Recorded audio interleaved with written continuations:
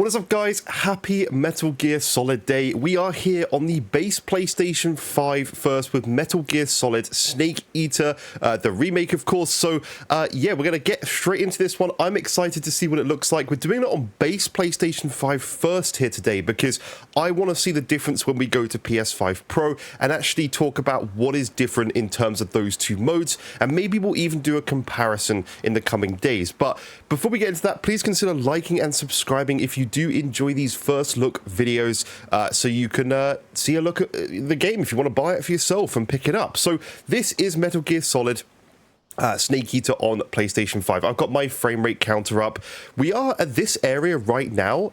We're at a locked 60 on base PlayStation 5. I do want to say that the image quality is actually pretty good. We are in the performance mode right now, and the image quality is decent. So from what I've been hearing from the early sort of previews and stuff, is that the actual PS5 Pro version is worse than the actual base PlayStation 5, which is just awful. Now, I think we're going to obviously get into that later in the PS5 Pro video, so if you do want to see that, then, you know, be on the channel shortly. We can go prone here and dive through. This is going to be when I play it. I'm actually playing through Death Stranding 2 at the moment for the first time, and I'm absolutely loving it. But this is going to be my first Metal Gear Solid game, so I am very excited to play through that as well. Now, I'm going to be skipping through all this stuff just so we can actually get to the gameplay, because obviously I want to show off the gameplay. So I'm assuming we're not supposed to go in this direction. We need to get the bag that's up in the tree, probably, I'm assuming, or something. I'm not sure. I'm not so sure. We'll find out. But I think the tree ladder is probably something to do with it. But graphically, this actually looks really good. So far, the frame rate counter has been very stable. So nothing to worry about on base PlayStation 5 just yet, but again, that could change shortly. We'll go a little bit further through into the game, of course, just to actually have a look and make sure. But yeah, I hope you guys are ready and looking forward to diving into this game. So I'm obviously going to play this for myself properly off camera because it's something I've been wanting to dive into for a while. So I'm just going to fast forward all the dialogue so we can actually get into just showing off gameplay. Looking good though. It looks very, very sharp and very nice. So let's just have a little look and keep going on here. There's quite a lot of fuzziness in terms of foliage from clear upscaling going on. So that is something that I do want to note. There is quite a lot going on there in terms of upscaling. So, you know, it's just fuzzy and hazy, that typical FSR look that we do get. We've got a save option here, which is always helpful. Thank you very much. I appreciate it. Yeah, so that's just something to bear in mind. Just wanted to make that clear that there is quite a lot of heavy upscaling going on here. And we got a trophy, which is always fun. So just bear that in mind. All right, onwards. You can see it on the grass and the foliage there. It's kind of like that typical FSR haziness that you do tend to get from a game like this. Triangles roll. That is a weird one. Now, I can tell you we are 100% dropping frames here. 100%. The monitor counter is still showing 60, but this is absolutely not running at that at all. Like, this is significantly lower in terms of frame rate. So I think we must be below that window. I don't know if we're supposed to shoot the crocodiles. I have no idea. Let's just keep moving on here. What happens if we do? Oh. I'm not supposed to do that? Wow. Well, I've probably just made a grave mistake that I've not realized, so let's try that again and make sure we actually try and do it right this time. Okay. That's my bad for not knowing the game, I guess. But yeah, let's keep going on. But yeah, as soon as we get out of this and you're near the water, it is a significant drop in performance. Like, yeah, wildly different. So that's something very interesting to note. Graphics still look good though. Like, again, haziness is all very visible on the tree line. The shimmering, you can see. Oh, okay. I literally can't walk through the water. We're learning as we go, guys. It takes me these sorts of things to actually learn what to do and what not to do. So it is what it is. Loading times at least are quick when you do die, which is worth noting. But yeah, it's sort of sad to see a game like this because, as many people have pointed out, if Kojima was more involved on the project, people were sort of saying we would not be having this sort of like these sort of visual bugs and visual like lag spikes. Like you look at something like Death Stranding 1 and 2, those games are practically flawless in terms of visual quality. So you know, it's sort of like just not something interesting. Cool. It's not something that I would expect from those games, to be honest. So I think it's a shame because these games are normally really good, but this is just the UE5 stuff again. Like obviously they're using Decima engine for Death Stranding 2, so which visually looks far better than this in my opinion. And obviously for this they're using Unreal Engine, which I passionately don't like, to be honest. But at the same time, it is what it is. There's nothing we can really do. It's just the engine they've gone with. Unfortunately, it just does have grave issues to it. So cutscenes do look really, really good. Let's try out the 30 frames per second mode. Let's go through this part and let's just try the 30 frames because I'm interested to see how that cleans up image quality wise. And I've got to say, I have very briefly looked at the PlayStation 5 Pro version. In motion, the PS5 Pro version, it only has one mode. It is definitely cleaner. So we've got a camouflage we can put on here. Interesting. Nice. I feel like Leaf is a good one. Yeah, so in motion, the PS5 Pro version is definitely clearer. Oh, I mean... Oh, I really thought I was hidden there. Whoops.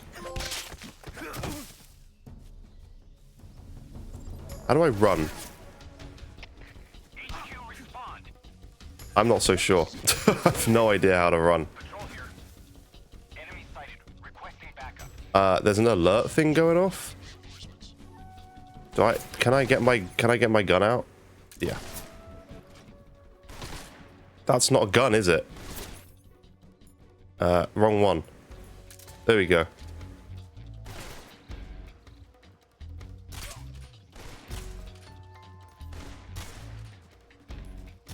Oh man, this is hard for me playing in a 30 frames per second mode. At least we're testing the performance, right? Yeah, I would not at all want to be playing this in this mode for me personally. I mean, I 100% hit you.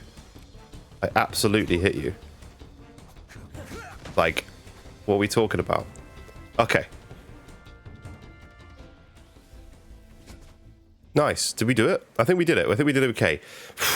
My first combat experience. I'm definitely going to have to actually learn all this stuff and dive into this properly. Obviously, that's what I'm going to do. So let's go back to the performance mode again because that mode just seems like a locked. I didn't want to do that. So I want to go back to the knife, right? So this, boom, boom, taken out. We can pick him up. Does that pick the whole guy up? I guess hide the body or whatever.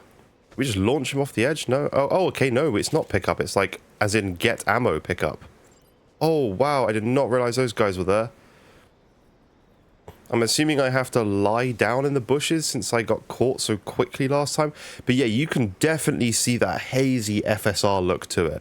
Definitely very visible on all those leaves going left and right there, and the flickering on all that stuff. Like, it's pretty noticeable, definitely noticeable on that. So I'm interested to see later on how the PS5 Pro version holds up compared to that, because yeah, I don't know, I can see that in motion it's going to be a lot nicer on Pro because of if they're using PSSR, which I imagine they will be. So is this guy going to go a different direction? Wait, he still noticed me. Like, am I supposed to use a different camo or something then? Like, I'm so confused how he's literally spotting me. Like, I wouldn't spot this in real life. How? No, you idiot. Oh my god. Okay, some of these controls though. Some of these controls. Ooh, okay. It's gonna be one of those, I think. Let's switch back to this. I guess we can test the frame rate.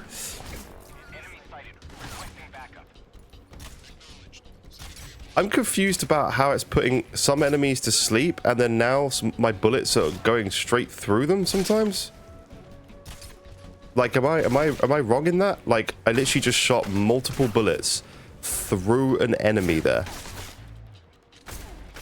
You can just let go? What is the point of that? Okay. I'm assuming we're dead. Yeah, that makes sense. Okay, well, to be honest, I think for now, I've looked at enough for a first impressions. I'm going to stop there. This is like something I want to dive into myself, and this is just a first impressions video to get an idea of how does it look on the base PlayStation 5. We will be diving into further gameplay of these games, so definitely bear that in mind. I want to try this again because I do want to understand how I went so wrong with the camo, because I'm not getting it. Let's get rid of that guy. We can pick him up, which is getting the loot. Odd word for looting, but sure, pick up is exactly what it should be. Let's grab that. Let's go lie down in these bushes, because I certainly wouldn't see me if I was lying in these bushes in real life, but each to their own, I guess.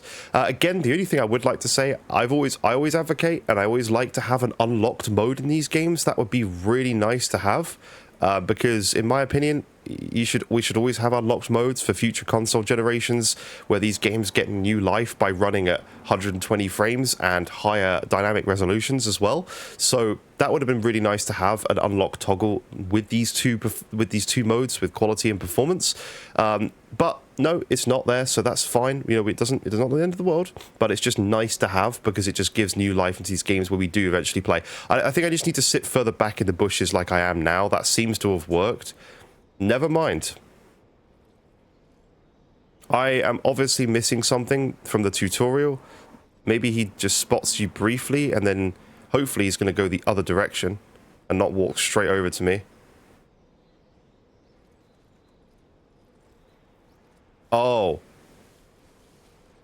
He spotted the dead body, not me. That's unfortunate timing. That guy literally happened to get up. Because he's going to turn around, right? I have a feeling.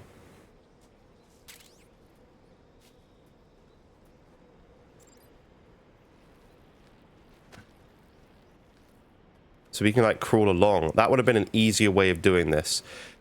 Performance-wise, by the way, I don't see many drops in these areas. It's not so bad. It's not as bad as I thought it would be. It definitely does drop every now and then and has sort of little hitches, but it's not anything awful that I've experienced with certain games before. Oh, there's actually a little area down there. I bet there's loads of these sort of secret little areas that we'll discover by playing this game over time. So I must admit, I'm very excited to dive into this. This is a brand new franchise for me. It's always nice. Same with Death Stranding. I absolutely loved doing my playthrough of the base game. So I am excited to get into this one. Oh man, that's triggering. Okay, right, we're done there. Thank you so much for watching. Please consider liking and subscribing if you've enjoyed this video. Looking forward to diving more into this. Let me know what else you'd like to see from this channel with games and everything else going on. And yeah, I'll see you in future videos. Bye-bye for now.